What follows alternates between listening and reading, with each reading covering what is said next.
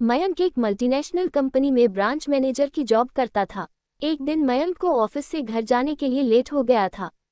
सर्दी की मौसम होने के कारण रात भी जल्दी हो गई थी। ठंड भी बहुत शुरू हो चुकी थी।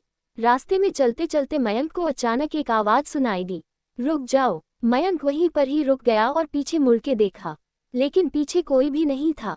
फिर से वही आवाज सुनाई दी, सामने देखो। जैसे ही मयंक ने सामने देखा तो उसे जमीन पर कुछ चमकती हुई चीज दिखाई दी। मयंक दौड़ के उस चीज के पास गया और देखा तो यह कोई साधारण चीज नहीं थी बल्कि एक चमकता हुआ हीरा था। उसने वह हीरा अपने हाथ में लिया। उसकी चमक देखकर मयंक की खुशी का पार ना रहा।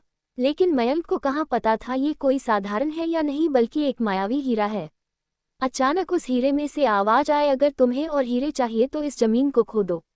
इस जमीन के नीचे बहुत सारे हीरे हैं। मयंक खुश हो गया। उसने उस हीरे को अपनी जेब में डाला और जमीन खोदना शुरू किया।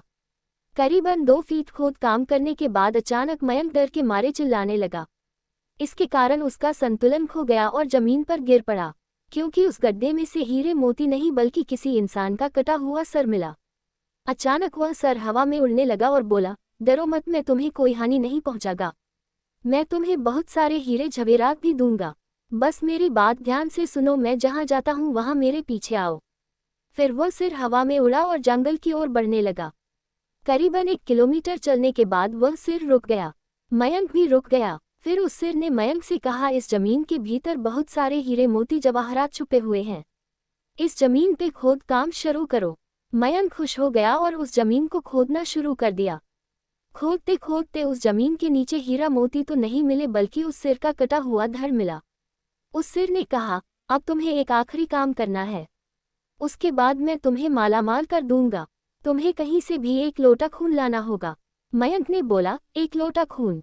पर मैं 1 लोटा खून कहाँ से लाऊंगा? उस सिर ने कहा, चलो मेरे साथ। वो डरावना चेहरा मयंक को साथ लेकर थोड़ी दूरी पे गया। वहां उसे एक इंसान को जाते हुए देखा। वो सिर बोला, उस इंसान को मारकर उसका खून ले आओ।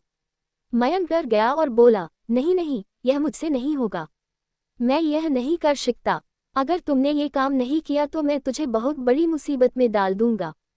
फिर तुम्हारी पूरी जिंदगी नर्क बन जाएगी।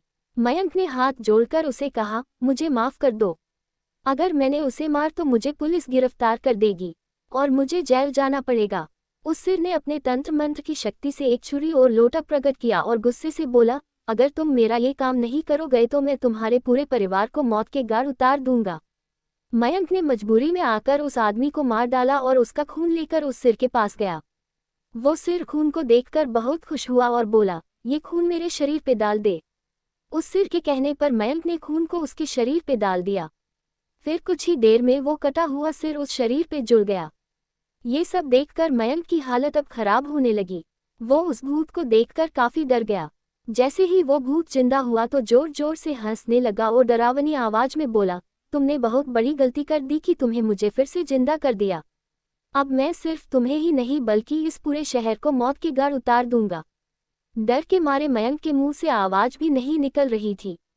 वो अपने जान बचाने के लिए वहां से दौड़ा, लेकिन उस भूत ने छलांग लगाकर मयंक को जमीन पे गिरा दिया और बोला, मुझे बहुत भूख लगी है, अब मैं तुम्हारा मांस खाऊंगा। जैसे ही उस भूत ने मांस खाने के लिए आगे बढ़ा कि तुरंत ही उसका सिर धड़ से अलग हो गया।